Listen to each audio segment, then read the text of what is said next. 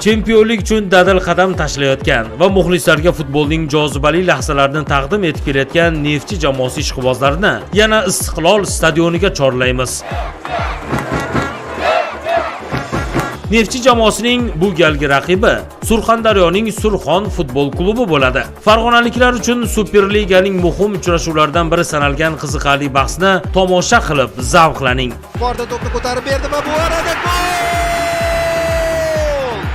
Neftchi jamoasi bu gal ham albatta ishqibozlarga ajoyib g'alabani tuhfa etish niyatida. Buni siz 2 noyabr soat 15:00 da Istiqlol stadionida kuzatasiz. Kombinatsion o'yinlar, aldamchi fintlar, chiroyli tandemlar, ochiq jangovar futbol va albatta gollar shousi bu safar ham sizni xushnud etadi. Neftchi jamoamizni birgalikda Farg'onacha qo'llab-quvvatlashda davom etamiz. Olg'a Neftchi, olg'a Farg'ona!